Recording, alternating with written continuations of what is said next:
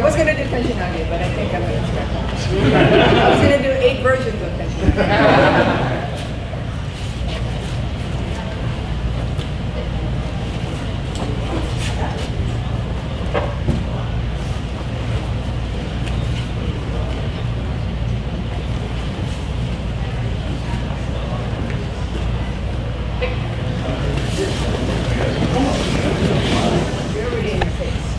So even more so that you have to be aware of that relationship with your partner even before they make actual contact.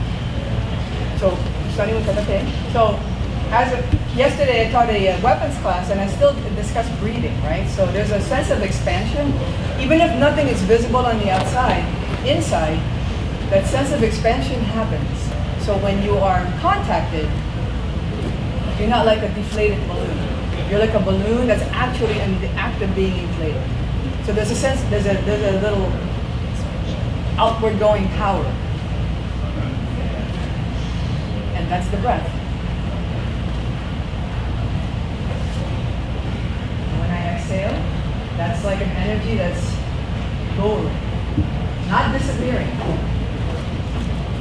Like an uphill, when you're bicycling uphill, all the effort is going uphill, uphill, uphill, and then you crest the hill, and then you ride the hill down. Don't pedal down. Don't pedal down. Release and let it down.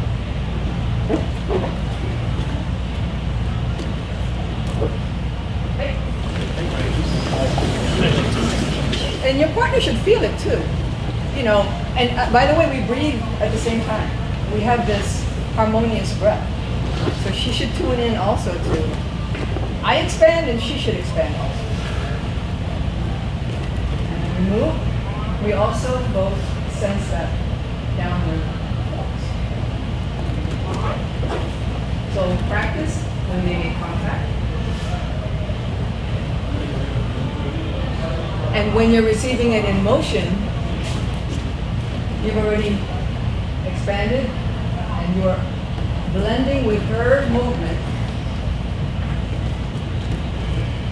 And when you make contact, the bicycle is going down.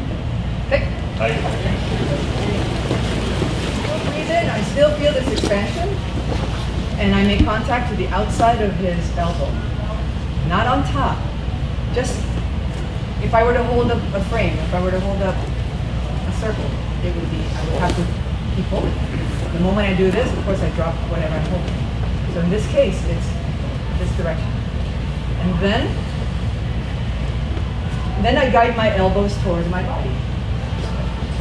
So I raise it, guide it towards my body. And I keep my axis. So I meet him with breath. And I finish, my shoulders are a little bit, and my elbows are a little bit closer, higher. And I maintain my axis, my frame, you see? I'm not leaning into, I'm not applying weight to it. The difference between weight and pressure, right? Weight is just this. This is weight. I'm just leaning on him. This is pressure. I'm applying it from the back leg. I'm not actually applying it from the front leg. The pressure comes from the back, transfers to the front, and he feels my weight. But I am using pressure to generate that feel. So from here, the same. As I approach, press, and then I rotate once I've transferred my weight to the front leg.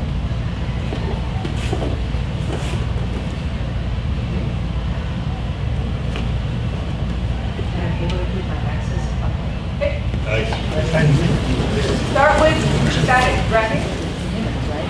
When you're creating a frame in your mind, or a circle in your mind, this is kind of like an open, not incorrect. We're doing it all week, this is not incorrect. I'm just encouraging the beginners and to use the other side so you have this circuitous feeling. Circuitous-esque. So it happens here too.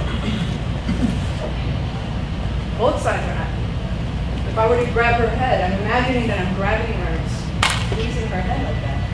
I can't do it with one hand. I would have to use 2.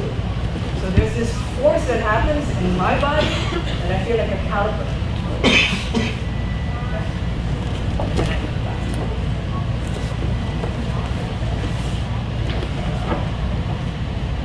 So if I don't let it grab, it's the same sensation. I have this, my body unites, but it's expanding. Both sides of my body want to come together. Hey. What point you're going to come. So you don't overreact. And I'm almost reaching out for her, but not overreaching.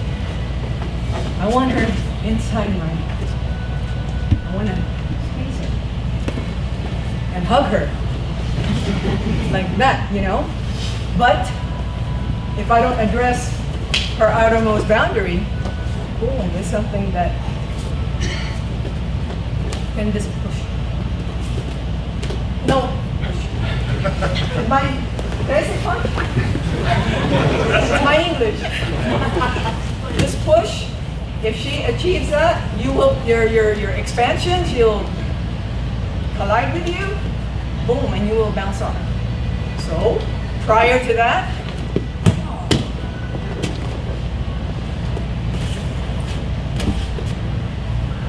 she's already compromised by the time we make contact. Why?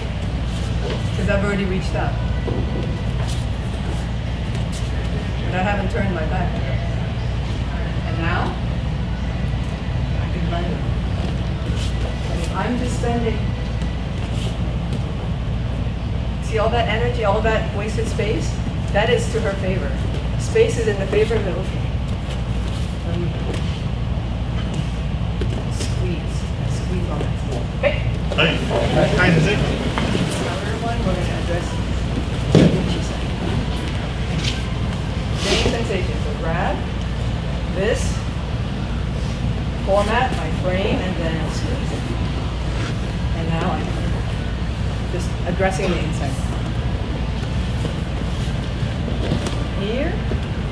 This is here, but we're looking at this one first.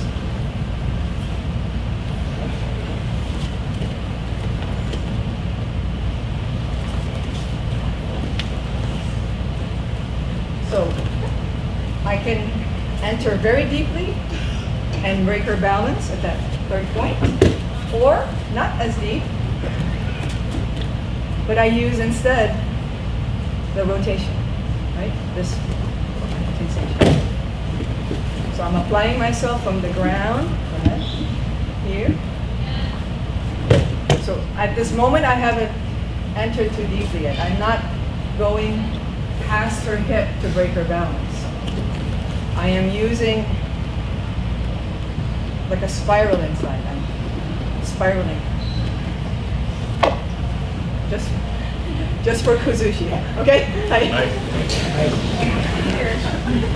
I could, if I were linear, I could go to the point definitely, and I'll break his balance. This one is more of a space conservation because I'm rotating instead of only driving in. So I'm only using one foot, not 2. But in this case, if I went outside, he'll feel off balance, but look how he wants to respond. He wants to close that space. Because I gave him space, enough frontal space to close it. Yeah. There's my punch. So I want to close that ability by a little bit of a spiral down. Yeah. So I actually break his balance still at the third point. Just not so far. It's a little bit closer to his structure. Almost at the level of your spinal cord or your back. Dropping right there. Here. Okay. 1, 2. We're going to apply it at the same time.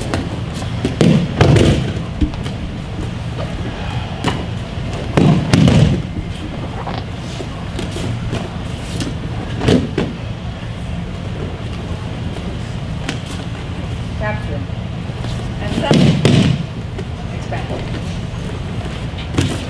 Capture, so here. So feel the difference between this and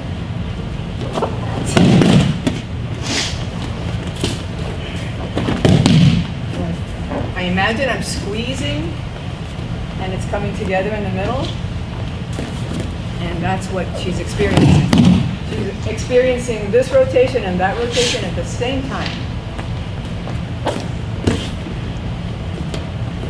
One rotation, two rotations, simultaneously.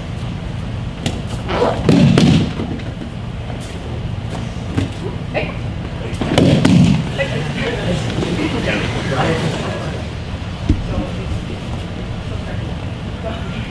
So that sensation is what he's feeling. And I don't cross myself. Because now I'm at a disadvantage for this one. So it looks like it, but when I finish, it's just this. That way, I use the maximum relationship with my rib cage, with my torso. If I pass it, now I don't have a very safe relationship with my torso. Unless I turn. Because this is still in front of my body if I turn. But can I do both? We would have to stop in the middle. So they don't cross.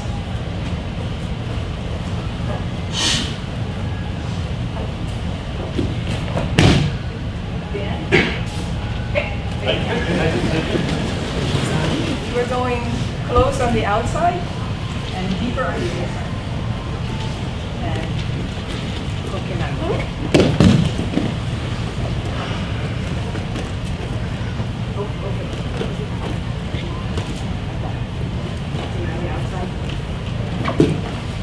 Now we're going to switch location. Now the inside is close and the outside is far. The inside is on the wrist and the outside is on the wrist.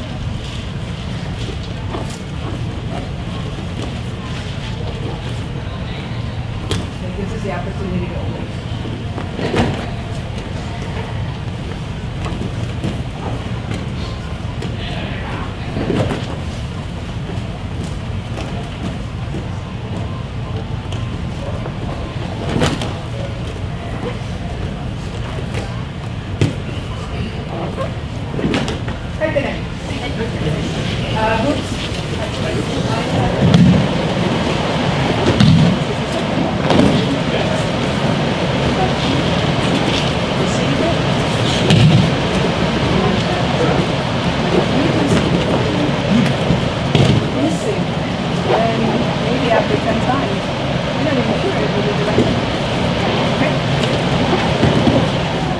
Closer, uchi farther. So you get this effect. But you don't have to only have a lowering effect. You can also squeeze and push it. And you can still get the effects. So I can squeeze it pointing out.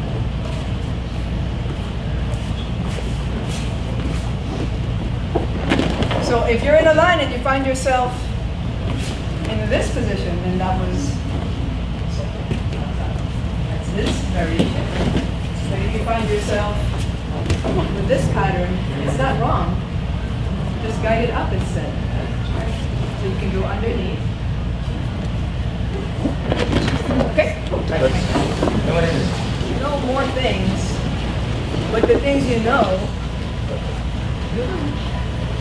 better. I mean, really take the time to perceive what's happening and act accordingly. Choose the simplest techniques that are effective and then grow from there.